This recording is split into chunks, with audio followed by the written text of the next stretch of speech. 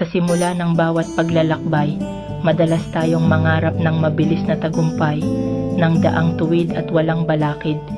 Ngunit sa bawat hakbang, natutunan nating may mga bagyo, may mga saglit ng pag-aalinlangan. Hindi sa bawat araw ay may liwanag at hindi laging ramdam ang lakas ng loob.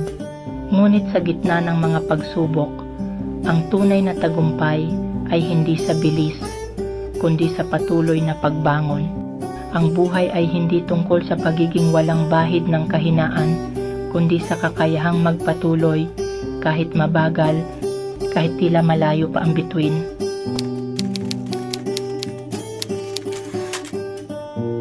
Sa bawat hakbang na ating tinatahak, sa landas ng buhay na tila walang wakas, huwag kang matakot, huwag kang mag-alinlangan. Kahit mabagal ang usad, ang mahalaga'y patuloy kang lumalaban. Sa bawat paghinga, sa bawat pag-ikot ng mundo, may mga araw na tila ang bigat ng damdamin ay di matanto. Ngunit tandaan, kaibigan, ang kahinaan ay hindi kasalanan. Maging mahinahon, unawain ang sarili at tanggapin ang kalungkutan. Ang pangarap mo'y tila bituin sa kalangitan. Minsan malayo, minsan abot kamay na lamang. Huwag kang bibitaw, huwag kang susuko. Ang tamang oras ay darating, basta't patuloy kang nagsusumikap at naniniwala.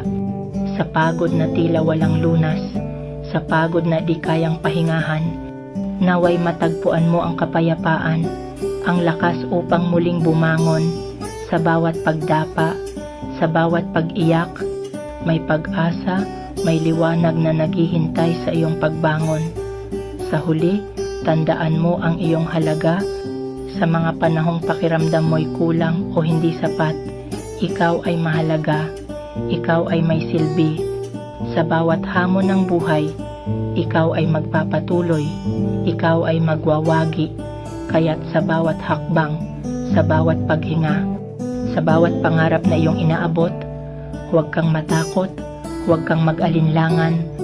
Ang buhay ay isang paglalakbay at ikaw ay magpapatuloy, ikaw ay magtatagumpay